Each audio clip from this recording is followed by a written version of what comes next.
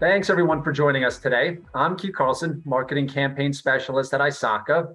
And joining me today is special guest, Director of Operations for TalaTek, Johann Dettweiler. Thank you for joining me today, Johann. Hey, Keith, thank you for having me, man. I really appreciate it. Well, it's great to have you. Let's introduce you to our audience. So first off, can you tell me a bit of your background, where you came from, educational path, and what you do now professionally? Absolutely. Hey, yeah. So as you said, my name is Johann Dettweiler. I am the Director of Operations for TalaTek, a Cerberus Sentinel company. And I've been doing this IT security thing since about 2012. TalaTek, we are an IT security risk management company. So we specialize in doing security assessments, security audits. And that's really been my main focus for going on just about 10 years now.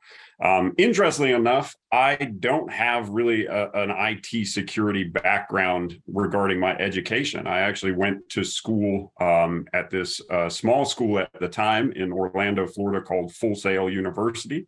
And they were kind of, that place is awesome, man. But at the time, they were really kind of not known. They were a small startup, and they had this really unique kind of hands-on technical training methodology, and their whole advertisement at the time was that you could, accelerate your path and get a 2-year degree in 13 months on a 24-hour schedule. So it was this really cool kind of experimental thing at the time. And I got my degree in recording arts. I was somebody that kind of always wanted to be a rock star as a kid, but I had really no capability when it came to music. So I was like, well, at least if I do this, I could be around rock stars. And so it was really cool. Went to school for that. I also, prior to that, got a 2-year degree in business administration from my local community college. But all that really taught me was that I have like no business acumen whatsoever. I'm there with you. I'm right there with you. Yeah. I was like, all right, that's not going to work. So, so I went down to Full Sail, got my degree in recording arts. And then strangely enough, my desire to be around rock stars and record music actually panned out into me working for an audiobook company. And so I actually did that for about 8 years prior to getting into the IT security world. A little birdie told me that it's over 400 books. Is that right? I think it's like 426 or something. That's crazy. Like that, man. Yeah.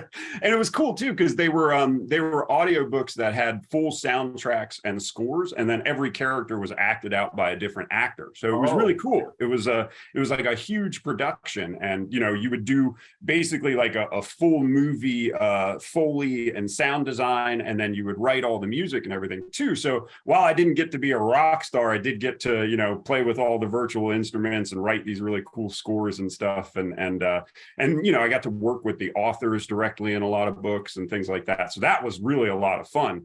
And that actually, strangely enough, led me into my IT security career only through a friend of mine.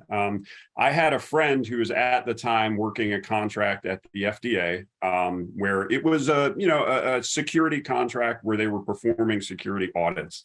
And we had been friends for a long time, and he knew what I did, and he knew, my audiobooks, and my claim to fame was that I would never, ever miss a deadline, man. Like I always made my deadline. I would work 24 hours a day through the weekend, everything like that, but I always delivered on time. And he was like, man, I need that in the IT security world. I need somebody like that on my team that can come in and meet these assessment dates and get the team on track. And he's like, I know you don't know anything about security. You barely know how to turn a computer on, but I'll teach you that if you come in and manage my team and kind of bring that work ethic to the team. And so that's really where my IT security journey started. So that was in, I think, 2012. And then that's what I've been doing ever since. So I'm going to rewind just a bit, because first I want to hit on the music aspect of things. So obviously being a fan of music myself, what are some of your favorite bands, some of your favorite artists? Because I noticed that, you mentioned that you were from or currently living in Virginia. So one of my favorite artists, Dave Grohl, is kind of from Virginia, big Foo Fighters fan. So I was curious, what's your favorite music? Dude, man, that's awesome. Yeah, I love Dave Grohl. So I am an old school 80s thrash kid, man. Okay. So All right. Metallica has always been my number one favorite band. But luckily, like you said, the Virginia connection, I get to say I also love Lamb of God from the Richmond area, right down the street from me. Yep. It's so cool Yep. to watch them. So we have a big music venue around here called Jiffy Lube Live, just one of those big outdoor Right. pavilions. Yep. And it is amazing. Every time Lamb of God comes, even if they're the opening act, the entire show is there to see them, man. And it is just this awesome party. They put on an amazing show. I almost feel bad for whatever band they're playing for next, because you can't meet it, man. But yeah, so I've always been that thrash kind of really hard metal has been my go-to. Yeah, I grew up on a lot of the early 90s alternative stuff. So I could relate to like the Foo Fighters, but the Nirvanas, the Pearl Jams and all them. So I just learned, I didn't know that Dave Grohl was from this area. I always just assumed Seattle. He was from Seattle. Yeah, everyone just assumes that he was from Seattle because everyone from that, the grunge aspect of things is like just from Seattle. But no, originally grew up in Virginia, kind of moved out there, moved back. And they recorded a bunch of things in Virginia. But it was just interesting because I know that you have a passion for music, as do I. So I had a feeling that our tastes were going to be very similar. So do you play instruments or produce?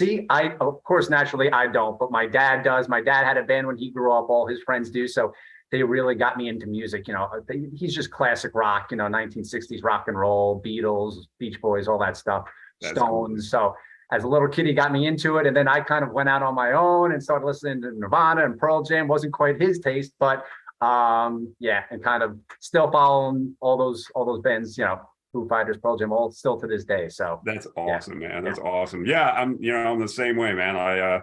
My brother, I remember when he bought Master of Puppets, man. And it was a little bit after it came out, but I remember hearing Disposable Heroes off of that album, and I was just like, this is the coolest thing I've ever heard ever. I worship these guys, man. Yeah. Not easy finding people you have musical similarities and same tastes in. So yeah, glad to hear it. Awesome.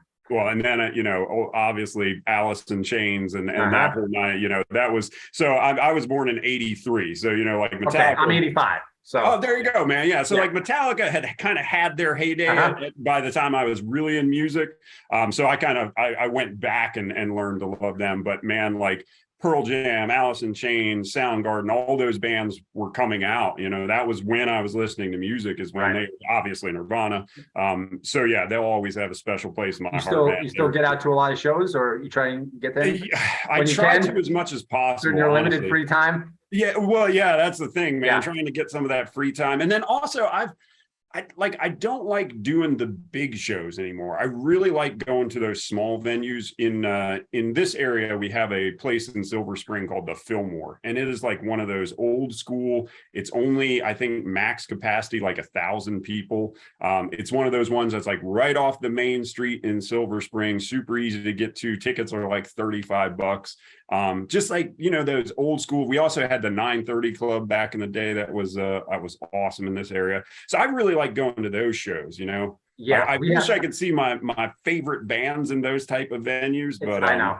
It's funny because you could have seen them like right when they were up and coming, when they were smaller, playing those venues, right? Like I see now some of the smaller venues that my favorite bands played. I can't believe they played at some of these venues that have like 600-700 people. Like, exactly. I'm thinking like there's a place in Chicago, the Aragon, where I was able to see like Stone Temple Pilots and Offspring, and it was still only like 1,000, 2,000 people. But like Foo Fighters now, like they play like Lollapalooza. I'm like, I don't want to go with 80, 90,000 people in the. Yeah, I mean, so with Metallica, they're playing in Pittsburgh this weekend. And they played Lolla this year. They headlined. Yeah, that's right.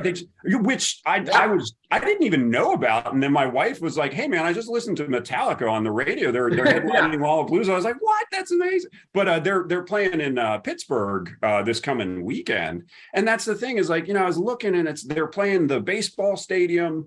It's like tickets are $300 a pop. It's just like, man, I want to see them in that small club. And, that's been the coolest thing with Alice in Chains kind of having their rebirth is I got the opportunity to see them in some small venues. And that was really cool. See, now they're touring again. Like they're coming out to Illinois next month. So I have that date circled. Yes, that's awesome, man. That's right. So I'm going to try and see them. But have you seen them with their new singer? No.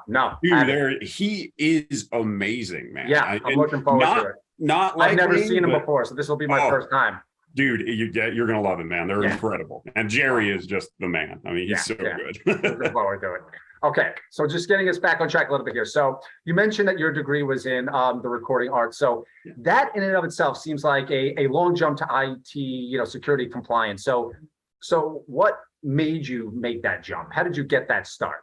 Yeah, again, it was just kind of at the time, like I said, I had that friend that really was interested in bringing me on, and from a career trajectory. So this was 2012, 2011 when he kind of started talking to me about it.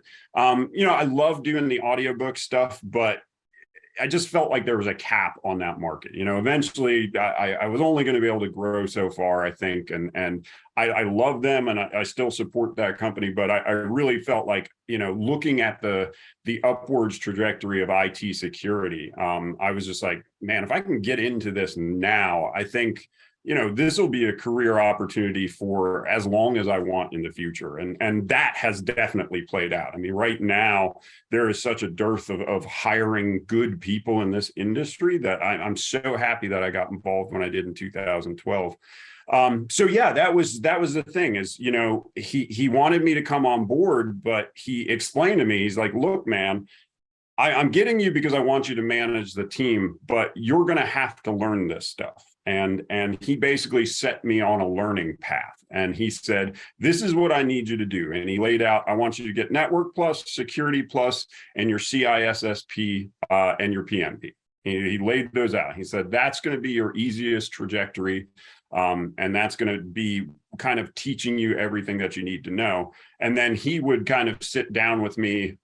We had kind of this meeting time on Mondays where he would sit aside and teach me about the specifics of the contract I was working on. But, in those meetings, he would say, have you been studying? Let's talk about what you've learned. Let's go through it. And I mean, he really served as a great mentor. It was really, I was very fortunate to have him. But in that process, I ended up obtaining all 4 of those certifications in, I think it was about a 16-month period. So it was crazy, man. It was study, read the books, take one test, don't stop. Next week you pick up and you start the next certification. For those listeners that are kind of unfamiliar with the timeline, what is the general timeline for completing all those courses? So you did it in 16 months, so a really expedited process.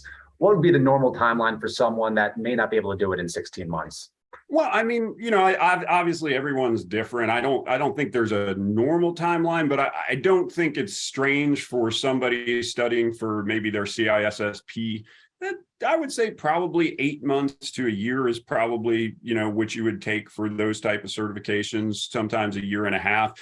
For those that aren't super familiar, the CISSP is sort of like the benchmark IT security certification. The common kind of way that it's referred to is that it's a mile wide, inch deep. It covers tons of security topics. It doesn't necessarily go to a lot of scope and breadth on every topic, but it gives you a really solid basis for kind of understanding all of the topics, all of the concepts, and just kind of getting a really good grasp on security. So it's large. I mean, anyone that's seen the study books, I think they're like 1,400 pages long, just this really, really dense, intimidating. Yeah, exactly. Yes. I think the test itself is like 250 questions or something like that. You have 4 hours to take it. So it's a big thing. And I mean, I've definitely seen people study for a year, sometimes a year and a half. They'll take kind of in-person learning. They'll read the books. They'll do all the practice tests.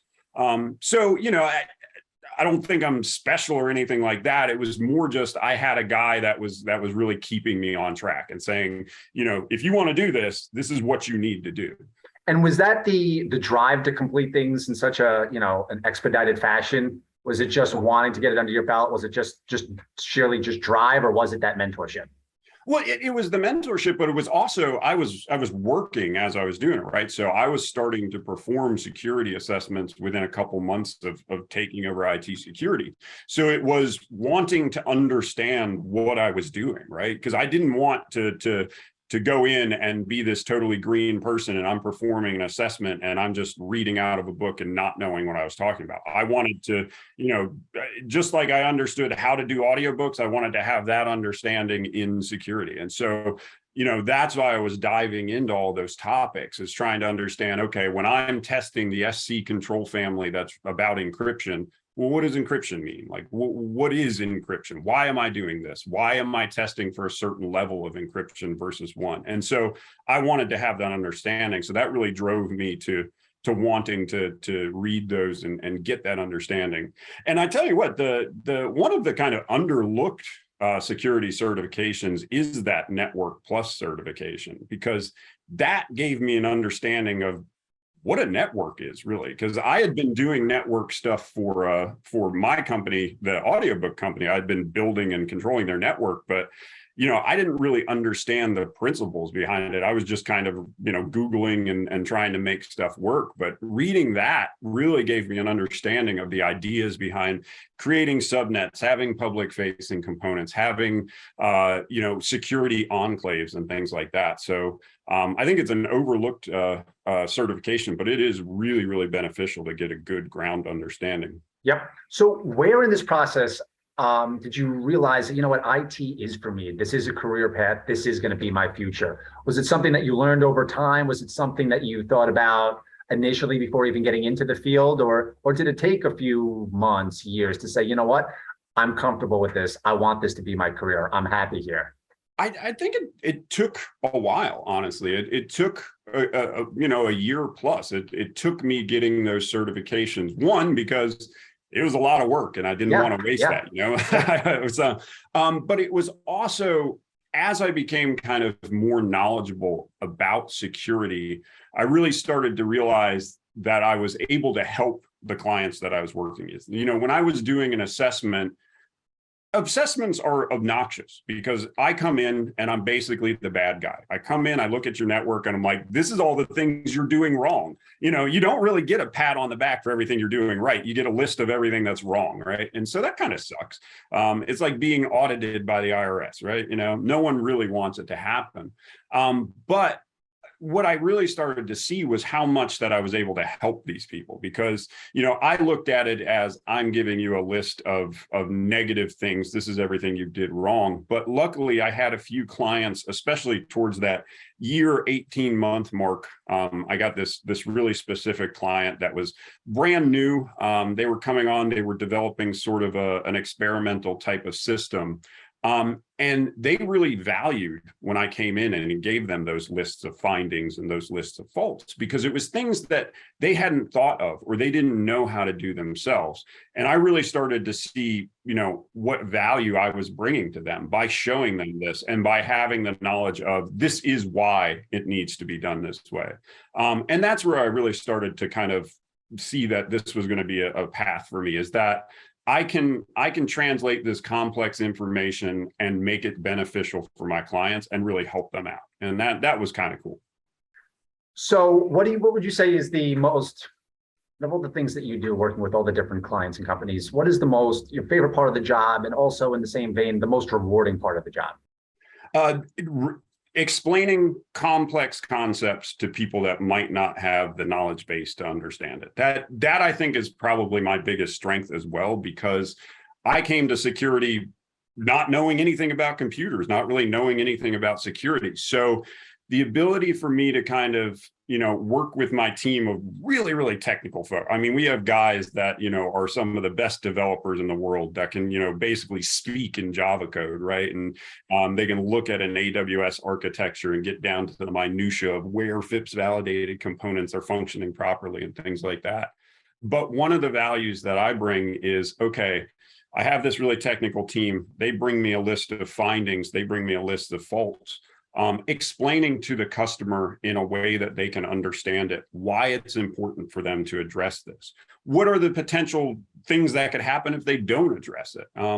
Where should you expend resources to get the most bang for your buck? I really think that's something that I kind of excel at, because I'm always approaching it from that non-technical background, and I kind of have to understand it in a non-technical way myself. So being able to explain to them has been very, very rewarding for me. So you mentioned that you often are sometimes the bearer of bad news, right? That there's a lot of hate or negativity when it comes to just telling them what's wrong with their systems. Of course I say that tongue in cheek, but um, what would you say? I'm trying to think of the best way to phrase this, but what is the one thing that you wished that everyone knew about being an IT security compliance professional that would change that feeling from hate to love? What do they need to understand? So they need to understand, or what I wish everyone would understand is that IT security is not going anywhere. It's going to become more stringent. It's going to be there's going to be more and more requirements. And that's playing out in real time right now. Of course, I mean, we're Everywhere. seeing this major push with the CMMC program, which, for those that aren't familiar, basically every DoD vendor, and there are about 350,000 of them, are going to have to seek basically a level of accreditation through this compliance framework, because the DoD is now understanding how important it is for not only them to secure their systems, but their vendors and their supply chain to secure their systems. Because, a lot of the sort of nefarious actors have understood, why do I need to attack the biggest and most secure point of the network when I could attack the third or fourth vendor in the chain that isn't really doing much to secure the exact data that I'm after anyways? And so, that's the thing is I really need all of these people to understand that IT security is not going anywhere. And it's going to be something that you have to budget for. It's going to be a line item that you have to include when you think about developing a system. So, I think in the previous years, everything was always kind of focused on the services. What is the system providing? What revolutionary thing can this system do? And that's what we're going to do. And security was always just kind of tacked on. I don't think that's going to be able to happen anymore. I think security is going to have to be budgeted just as much as whatever it is the system is going to do, whatever the service is going to do. So if you have a development team of 10 people, you're going to need to have a line item budget for a security team of 2 or 3 or 5 people, because you're going to have some sort of compliance framework that you're going to have to align yourself with. For so long with the government, it's been laid out with FISMA and FedRAMP and things like that. But now what we're starting to see is all of these commercial entities are adopting that, and they're telling, their contractors, hey, are you FedRAMP compliant? Have you met CMMC? Are you ISO certified? Are you anything? We need to see some demonstration of your security. So, I really, and again, when I come to you with that report and that list of faults, I'm really trying to do it to secure your system. One, to make sure I want you to be compliant so you don't lose your contract. But I also want to make sure you're protecting your data, because that's your proprietary information. You don't want that getting out, because there are some nefarious actors out there. Sure are. Yep. So for those individuals that are looking to become an IT security compliance professional or a director of operations, such as yourself, what is, like, if you had to identify the most crucial trait someone would need, what would that be? Or if it's, 3 crucial traits, just the most important ones for someone wanting to get into that field or doing something that's similar to what you're doing? I think one of the most crucial things is you have to be detail-oriented and organized. Sometimes you do just have to read that 1,000-page document. Sometimes you do have to write that 100-page policy document. You have to understand that there is a lot to security, and there's many facets of it, and you do have to address all the facets. If you only address one portion, you haven't done your job. Your job is to look at everything holistically and come up with a plan. And the thing is you need to make people understand, again, what is the most important thing to do? Where is the roadmap? Because if you just say, You need to be FedRAMP compliant. That is a massive undertaking, and that is too much for most organizations to understand and try to accomplish. So you, as a detail-oriented person, need to be able to break something down into its smaller parts and really present a roadmap to help your client get to where they need to be. So that's really important, is that you have to have an understanding, you have to know all of the details, and you have to be able to present that. So one thing I quickly wanted to go back to, when you talked about your growing list of certifications and how you were able to accomplish all that within a year and a half's time, really is an amazing accomplishment. How did you prepare for those exams? And do you have any like study hacks that you'd be able to share with our audience?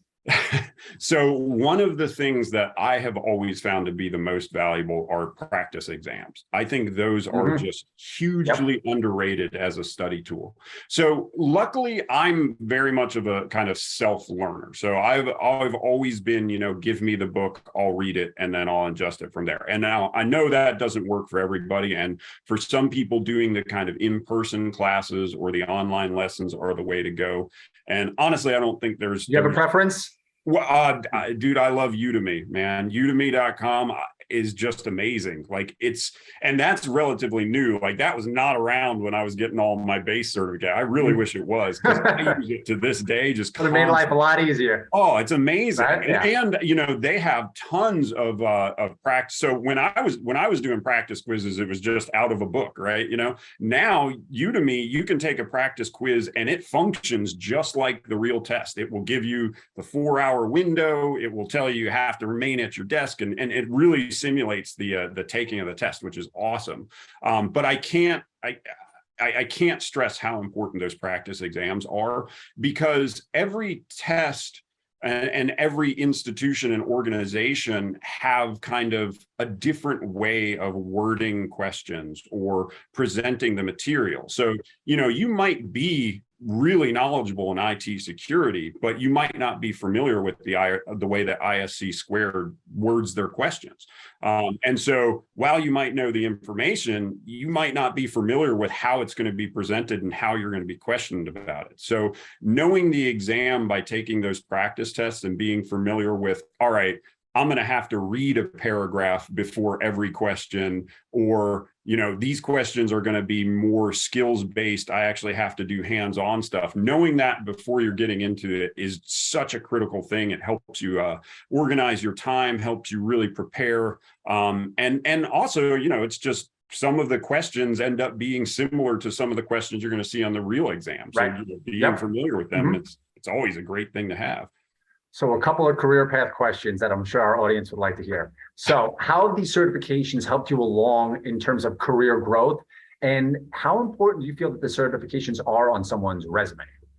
Absolutely. So as director of operations, I do a lot of hiring. I think I'm basically in charge of hiring. And I can pretty much tell you that I'm only concerned about your certifications. I typically don't even really look at somebody's education section. And that's a personal thing, because I know that if somebody looked at my resume, my education section really isn't that impressive. I mean, it's two-year degrees a long time ago. And so I like certifications, one, because we are seeing a lot of proposals, both from government and commercial entities, where they're utilizing certifications as sort of the key performance indicators and the key differentiators. So they want to have key personnel that are CISSPs, that have maybe Amazon architecture certifications or things like that. So we're starting to see a lot of contracts and proposals requiring that. But the other thing is, those certifications, what I like about them is that they have a continuing education requirement. So, if you got your degree in IT security from a well-known college in the year 2000, any of the topics that you talked about are completely irrelevant. Amazing, right? Exactly. But if you have your CISSP, I at least know that every 3 years you're taking current classes, and you take 120 hours of those classes, and you're at least doing something to keep yourself current. And so the certifications have been kind of my way to gauge and at least kind of allow me to sort of sort resumes. When I'm looking at 100 resumes, I'm going to go through and say, well, who has their CISSP? And I'm probably going to reach out to them first. So that's sort of my take. And for anyone that's young and wanting to get into IT security, I'm not saying, if you should go to college or not go to college. That's a personal decision. And some people really excel. Some people don't do as well in school. But please also consider the certification path. Make sure that you're getting those industry certifications as well. Get your Security Plus, get your Network Plus. Get the CISSP has a 5-year requirement where you're involved in the industry for 5 years, but you can get your associate CISSP, which demonstrates that you have the knowledge base. So look into those certifications just like you would any of your other education, because I think they're just as critical and really go a long way for hiring managers like myself. Yep. So one other important thing that I wanted to touch on. So I know another career milestone for massive achievement is that you led the authorization project for 2 FedRAMP cloud-based systems. So I obviously work in the IT industry, but I'm not a security professional. So can you break this down for me a little bit, as it obviously seems like something rather important? Yeah. So a FedRAMP authorization is it is the way that the U.S. government determines your level of security if you have a cloud-based system. So a cloud-based system typically is going to be running on Microsoft Azure, AWS, or maybe Google Cloud.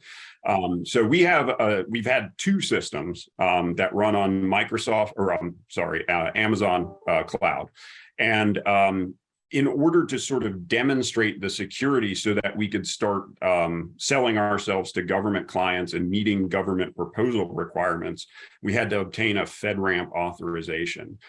So we have a FedRAMP moderate authorization. There are 325 controls. So basically, for those that aren't super familiar, a security control is an area of concern when you're trying to implement security for a system. So, talk about things like access control, contingency planning. So there are 325 of those. And so you have to create this sort of massive documentation package, starting with a system security plan. Our system security plan is a 700-page document that kind of has to be written. You have to have policy and procedures for each one of those controls, which again, that's about a 1,000-page document. And then you have to go through an independent assessment, and you have to have this assessment conducted by an independent third-party assessment organization. And that's an organization that our company brings on board, hires to perform an assessment. And they perform an assessment of each of those 325 controls, and they break it down to these individual areas with each control. So ultimately, there ends up being about 1,500 requirements that have to be spoken to. And then they also do this really in-depth penetration test, and they really go, they test your system hard to make sure that it is able to withstand, kind of the world and the internet as it is today. And so we've been fortunate enough to get two systems through that process. And I tell you, for me, so TalaTek, we are a third-party assessment organization ourselves. And so I do a lot of FedRAMP audits. But it was really valuable for me to see the sort of other side of that coin, which is being the owner of the system and going through the audit and having an independent auditor come in, and me being enraged when that independent auditor presented me with the list of findings and then having to think, naturally, right? That's someone bringing you bad news. That's what I do. And I'm supposed to be happy about this and thank them for finding all of this. But no, it was really interesting to see that from both sides. And I think it gives me kind of a unique perspective in the industry as well, because I think we're the only 3PAO that's also a CSP. So it's been kind of cool to see it from both sides. So doing a lot of work that's obviously very timeline oriented, very deadline driven, you obviously keep a very busy schedule. So what are some of the productivity hacks that you have found beneficial to keep your work and your schedule kind of in line? Don't procrastinate. So basically, when you get an email that you can answer in 5 minutes, even though if it takes you out of the certain, answer that email. Do things as soon as you possibly can. And then, start your day with a set of goals in mind. So if you're working on 4 projects at one time, you kind of have to have the ability to say, okay, this is what can be done in one day. I'm going to work on this one project and I need to get X, Y, and Z done. Set yourself that goal for the morning and then do that. And again, make sure that while you're doing that, you're not letting too much additional work stack up. Answer those emails, take those phone calls. Don't procrastinate. Don't put things off and say that you'll do them on Friday, because Friday comes around and then all of a sudden you have a whole nother slate of work, a whole nother slate of problems. Exactly. Always the case, right? Exactly. Yeah. So as much as possible, I mean, you do kind of have to get used to multitasking. You have to kind of set yourself up in that mindset of, these are my main tasks, but there are going to be some other tasks that I'm going to take care of, and that's okay. And I'm going to do it as soon as they crop up. No, yeah. What are your thoughts on just as a leader, divvying up tasks and getting into the weeds on certain projects, right? Because I know that that's always a challenge that even, people like myself are always balancing, and other people, I've heard them voice similar concerns. When do you feel the need to get into the weeds on certain projects and then learn to, hand off certain things to the rest of the team? So I'm not gonna lie, that is something that I'm working on, and it is my biggest weakness, is that I'm not good at delineating, man. I am pretty much always in the weeds on everything. I'm a hands-on type person. I always like to be involved in certain projects, so I know exactly what's going on. So I have something to say. Yep, exactly. When we're doing a security control assessment, I'll typically always make sure that I have, we'll divvy up the controls, but always make sure that I have the biggest amount, right? Like I want to make sure that my team understands that I'm not asking them to do anything that I wouldn't do myself. And that's honestly, it is something that I do need to work on more, is the ability to delineate, because my team is awesome and they can do the job. It's my insecurities and my thing that says that I can't delineate.